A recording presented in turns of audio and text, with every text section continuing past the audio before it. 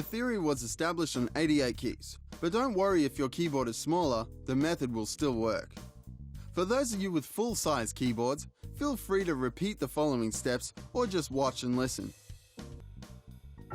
giving us the flexibility of a 16-key octave as opposed to the traditional 13-key octave. The key point is to remember everything on the piano relates to the number 8. First, we divide our 16-key octave into two groups of 8 keys. It is this division that allows root and dominant notes to be born. The key is an F note, and as such, we will be learning to play an F chord. Once we've chosen a root note, the dominant note is discovered by counting 8 keys to its right, as demonstrated here.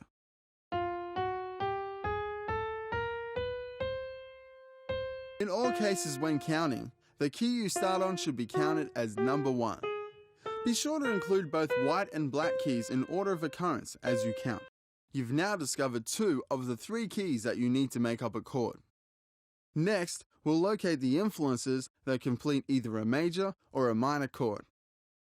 In order to discover the major or minor influence of any chord, we must further divide our 8 keys from the root note to its dominant note into 2 groups of 4 keys. Remember, the starting point is always number 1. The key you land on is the major influence of your selected root note and its dominant note. These 3 keys form a major chord.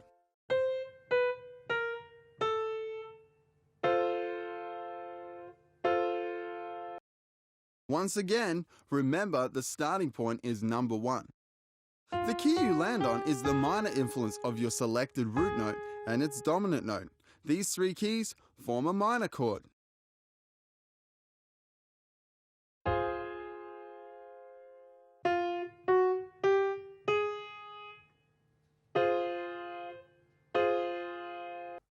To recap, the Mackay method teaches that the dominant note of any root note can be discovered by counting 8 keys to its right.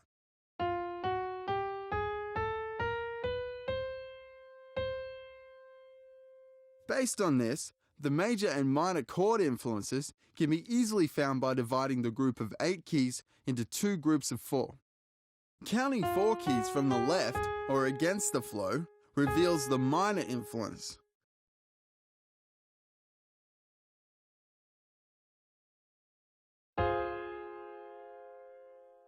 Counting 4 keys from the right or with the flow reveals the major influence.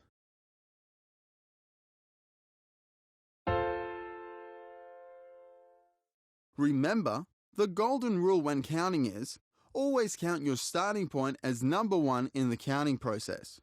I want to show you how to combine chords to create basic chord progressions, one of the first steps towards creating your own songs. As a whole, we can see that we're able to connect 2 chords side by side, whereby the dominant of one becomes the root note of the other. The dominant note in the C chord is the G note, so the next chord in the progression should be G. Likewise, the dominant note in the G chord is the D note, indicating that the next chord in the progression should be D. The dominant note in the D chord is A, indicating that the next chord should be A. After A, you can jump back to C and begin the process over again.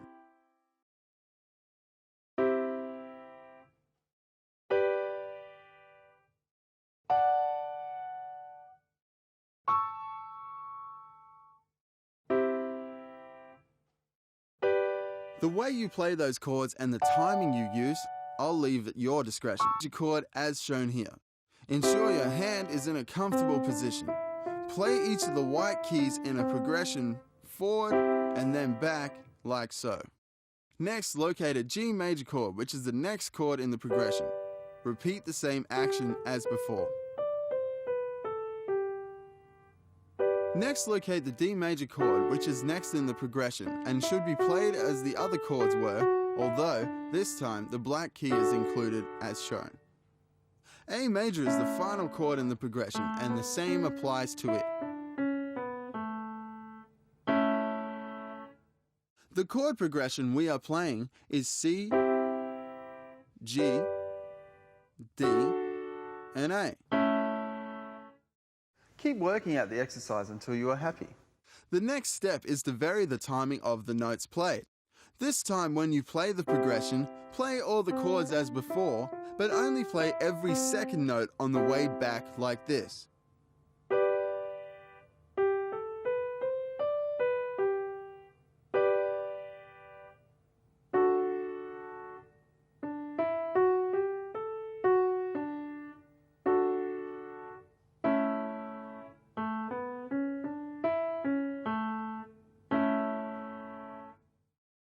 Link the chords together and you begin to hear some basic elements of a song.